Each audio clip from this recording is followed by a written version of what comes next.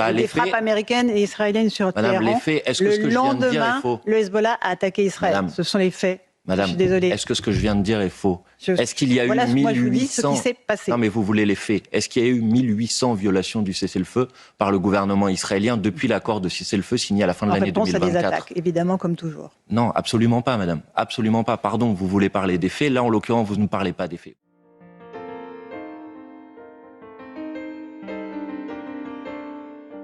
Ce à quoi j'aspire, pour les raisons qu'on a évoquées avant, c'est-à-dire les conditions économiques, et évidemment pour protéger les populations civiles en Iran, au Liban, c'est que la France doit agir pour un cessez-le-feu global, immédiat, le plus rapidement possible. Et peut-être aussi pour protéger ses propres ressortissants, qui 400 000 dans la région du Golfe, éventuellement les évacuer. Évidemment, mais le mieux pour protéger tout le monde, c'est le cessez-le-feu, madame.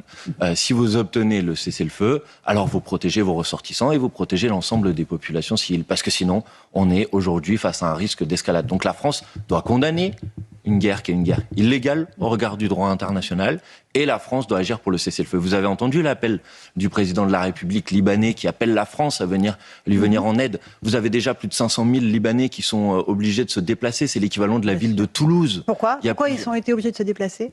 Parce que le Hezbollah a tiré sur Israël au lendemain de la mort de l'ayatollah Khamenei. Alors je crois pas, madame. Ah si, je crois, moi, monsieur. Ah bon ? Oui. Alors vous connaissez bien la situation. Vous êtes allé au Liban ? Attendez, moi personnellement, je ne suis pas allé au Liban, mais mon collègue Arnaud Le Gall, qui préside la commission parlementaire... Attendez, madame, moi je suis allé... Je vous pose des questions. C'est pas parce que je ne suis pas allé que je ne connais pas la situation. Est-ce que vous savez... Est-ce que vous savez que depuis le cessez-le-feu qui a été passé à la fin de l'année 2024, il y a eu 1800 violations du cessez-le-feu avant tout tir du Hezbollah de la part de l'armée israélienne de ce cessez-le-feu et de cet accord de cessez-le-feu après la mort de l'ayatollah Khamenei sur Israël. Il y a eu des attaques du Hezbollah. Non, madame, il y a eu des attaques du Hezbollah qui, avant la mort de l'ayatollah Khamenei, a violé le cessez-le-feu 1800 fois, madame. C'est le gouvernement israélien. Donc vous pouvez, si vous voulez, essayer de donner une quelconque légitimité à une guerre qui n'en a absolument aucune. Je rappelle les faits, monsieur Madame, Bompard.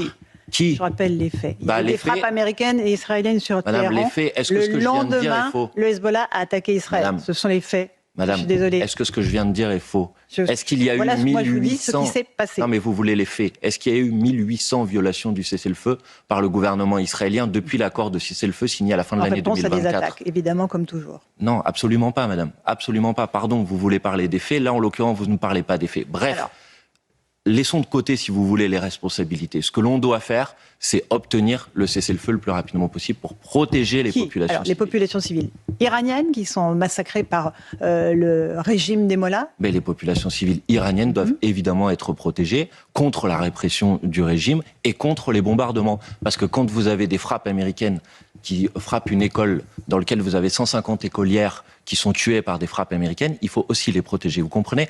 Et personne ne croit... Madame, ou alors vous n'avez tiré aucun enseignement de ce qui s'est passé en Irak, de ce qui s'est passé en Syrie, de ce qui s'est passé en Afghanistan. Personne ne croit que vous allez libérer une population par une intervention militaire extérieure. Je pense que l'histoire nous l'a amplement démontré.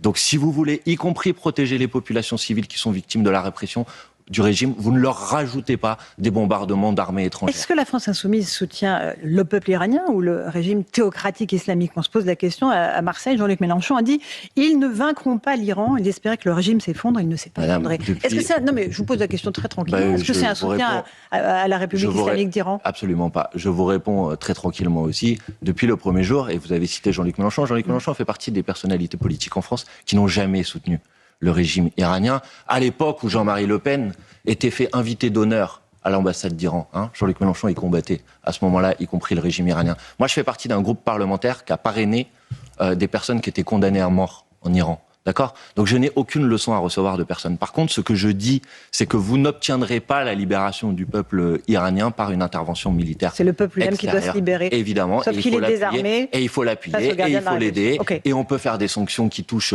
le régime. Mais en l'occurrence, ce n'est pas par ce moyen-là que vous obtiendrez. Et d'ailleurs, ce n'est même pas l'objectif de M. Trump, qui le dit lui-même, qui dit que son sujet, ce n'est pas la démocratie en Iran ou un changement de régime. Vous le savez très bien. Comme M. Trump est allé enlever relevé le président du Venezuela et qu'une partie des gens en France, même lui ne le disait pas, ont fait semblant que c'était pour la démocratie vénézuélienne et qu'aujourd'hui rien n'a changé.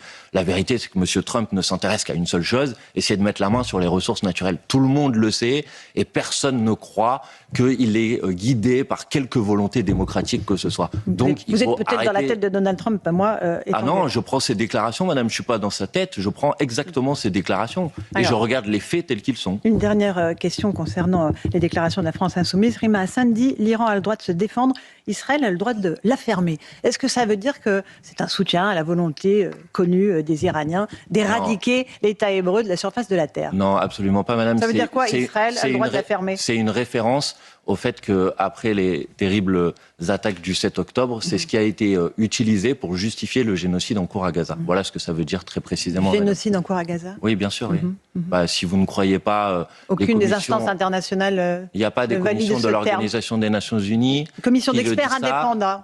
Oui, commission d'experts indépendants. Donc ne dites pas aucune. Mandatée par la Commission des droits de l'homme de l'ONU. Est-ce qu'il y a des mandats de la Cour pénale internationale pas pour qui sont génocide, délivrés... monsieur, vous le savez parfaitement. Très bien, madame, vous le savez pour parfaitement. crime de Les mots guerre, ont un sens. voire crime contre l'humanité. Est-ce qu'il y a une commission internationale rattachée à l'ONU qui parle de génocide? Est-ce qu'il y a des rapports des ONG, y compris des ONG israéliennes qui parlent de génocide? Oui. Est-ce qu'il y a une publication de Human Rights Watch hier, bien sûr, mais... ONG, qui dit que, y compris en ce moment dans ce qui se passe au Liban, Israël utilise des armes au phosphore qui sont un crime de guerre. Et comme je voyais que vous invitez régulièrement M. Rafovitch, le porte-parole de l'armée israélienne, peut-être que vous pourriez lui poser la question de savoir si oui ou non ils utilisent des armes au phosphore, qui sont des crimes de guerre et qui sont bannis par toutes les règles de la guerre, et par toutes les règles internationales. Je ne suis pas sûr que vous lui poserez la question, mais je regarderai ça avec attention. Je sais que vous regardez beaucoup nos antennes et je m'en félicite.